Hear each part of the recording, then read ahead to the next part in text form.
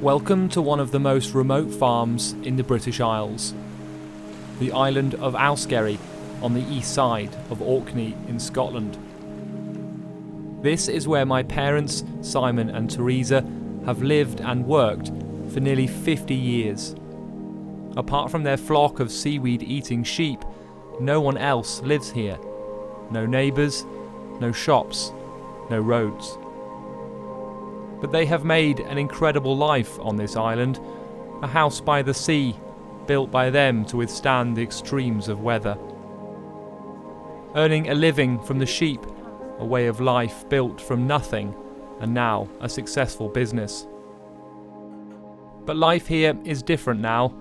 Age and ill health have made this tough lifestyle even tougher. This is where I spent my childhood, and for the last 4 months I've been back here on sabbatical from my job as a TV reporter. This is On to Other News, Episode 5.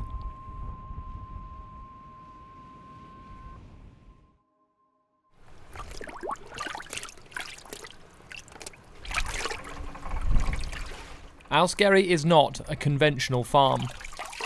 It's too isolated, for example, to ship live animals to market. So it's taken a lot of creativity and hard work to sustain a livelihood here from our flock of rare breed sheep. For starters, they said we'd never be able to farm them because they wouldn't ever get tame enough. They were so wild. They're completely tame now. They're very easily manageable. That one's just done, isn't it? Yeah, I've just done it. And that one's just done. No, well, you put them through now. And I think we've made all these different products and proved that you can make a living from them. But what pleases me even more is it's not just us. I mean, other people are making not necessarily a complete living from them because they're not farming them and doing all of it. But a lot of other people are making products using North Ronaldsay wool, and the whole concept of selling it because it's got added value has really taken off now, and I think we had a lot to do with that because people could see we were making a living from them. Right, do we peg stuff outside on the line? Yeah, I'm going to go and hang it all up now. Shall I come with you and help? Please. Take one at a time of this. Can you manage a tray? I can manage a tray. I'll get them out. How many Take of it them? up. I'll take one too.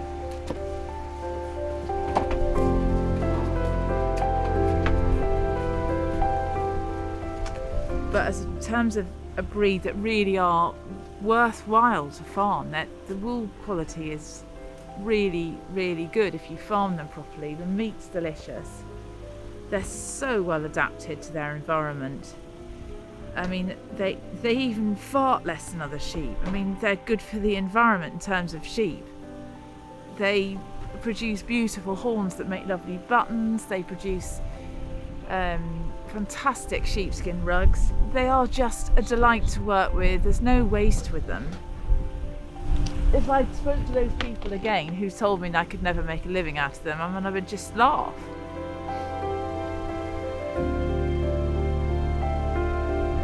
I just don't want it picked up in a raffle because they are laid right. So I've got to do it with a rod.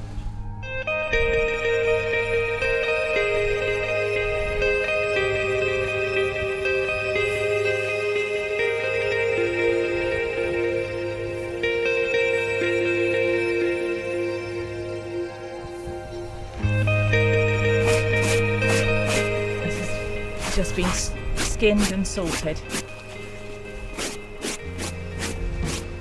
Liberally salted so that it doesn't start to go rotten and the wool will fall out.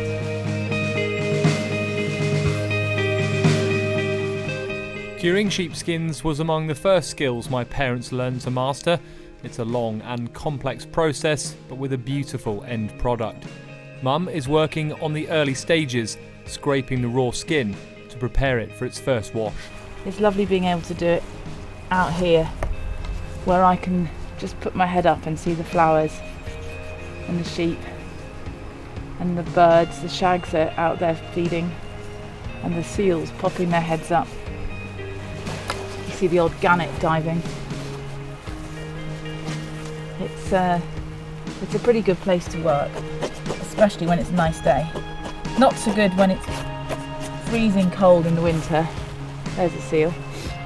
And raining and you're in waterproofs and your hands are getting very cold. But right now it's good.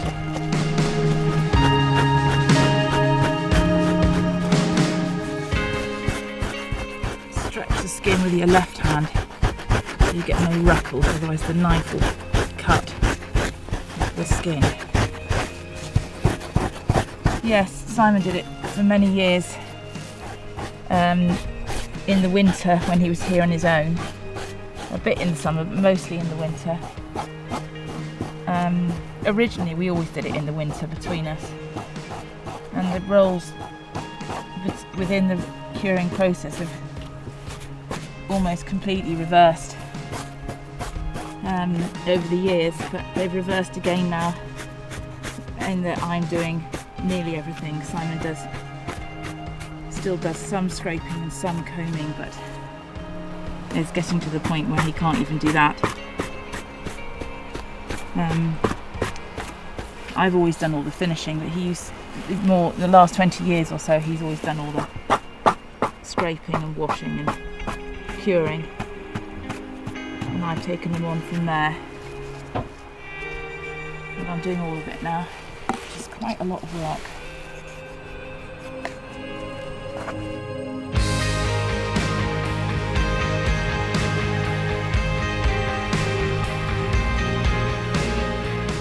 So I'm going to resalt this one that I've scraped, just with the old salt, just to keep it okay until tomorrow when I wash it.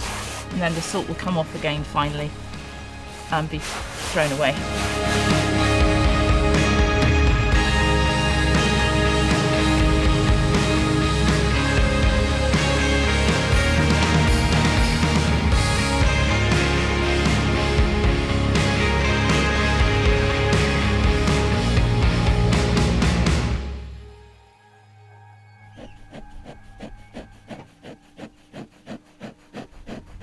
It was a couple on Stronsay who encouraged us to start selling the sheepskins because they said they were so beautiful, and of course they were right, but we just thought they were small and a bit sort of mangy looking because we'd never seen a really good a fantastic weather sheepskin rug.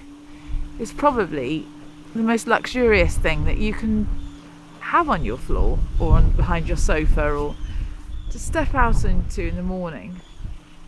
Or a really soft lambskin. They're so beautiful, so soft.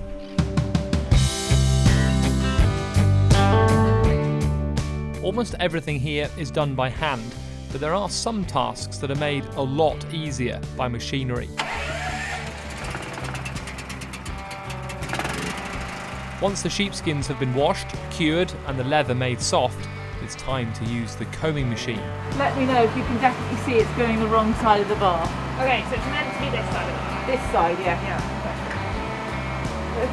If it goes wrong, it's not the end of the world. Faye's on hand today to help with safety. This always used to be my dad's job when I was growing up.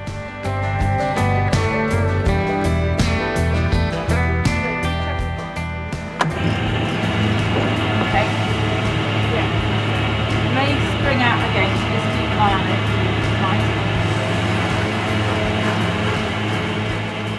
it. The difference the machine makes is amazing. Within seconds you can see the matted wool becoming a beautiful rug.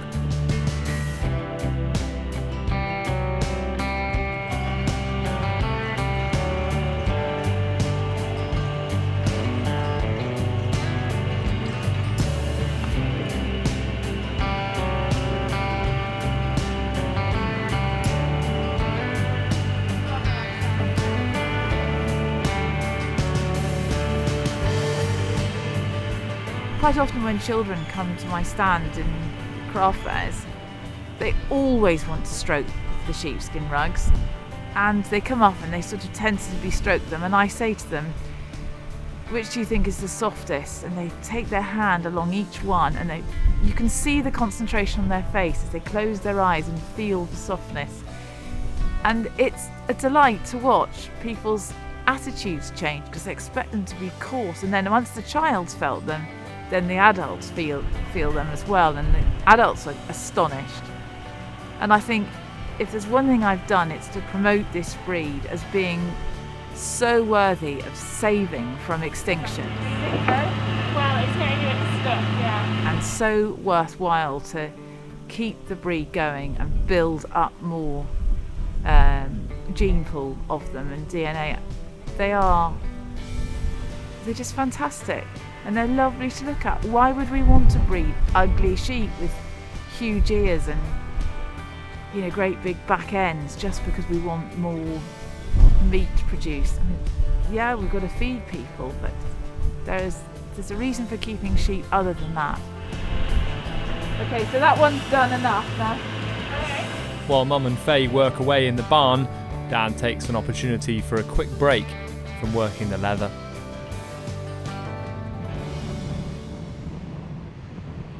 Auskerry is home to around 700 sheep, all of them a rare breed named after another Orkney island called North Ronaldsay. They're one of Britain's native sheep breeds, adapting to a wildlife on the shore over thousands of years.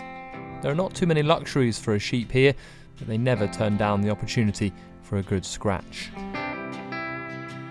And even with an abundance of food all over the island, sometimes when looking into our fenced-off steading, the grass must appear greener.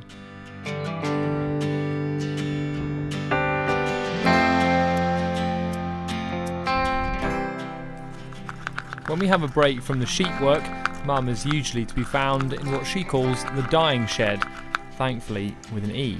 For this is where she hand dyes our wool before it's sold on our website and in the local shops. The grey takes so well to having colours on the top of it. It's not garish, just gives a lovely blended colour. And I did a few, and they were so popular that I started doing a lot more. And since every one I do, every batch is slightly different, it's always a bit of an experiment. I don't dye to a recipe. I don't start off with an exact idea of what I'm going to do. I start off with a vague plan and then go with what happens in the dye pot. I quite often have other people dyeing with me, and I like it when they have a suggestion and they do something, so that it's always a creative process. Mira went to university with my brother Owen. She's been to Auskerry many, many times for long periods and is now like a daughter my mum never had. This particular one's going to go more into the reds after this burnt orange colour, and I'm hoping that it will blend into a lovely kind of fiery, kelpy colour range. That's lovely. One more turn and... Seaweedy, surprisingly, isn't it? It is. Yeah, let's call it seaweed.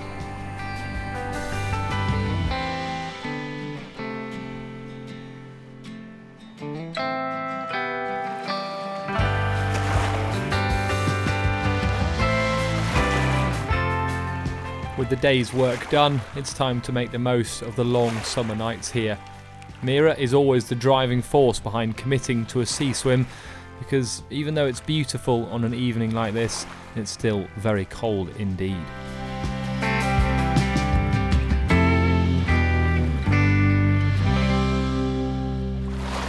What do you make of that then, Mira?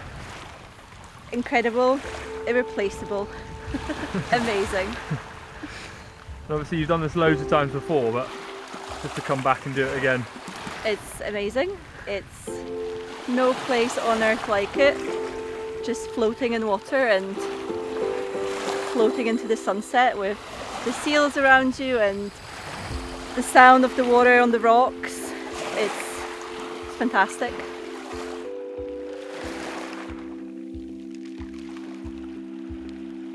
Thank you for watching this episode of On to Other News.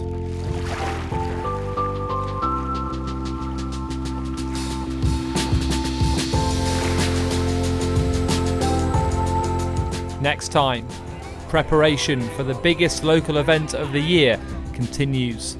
So, County Show in a few days, do you think you'll be ready?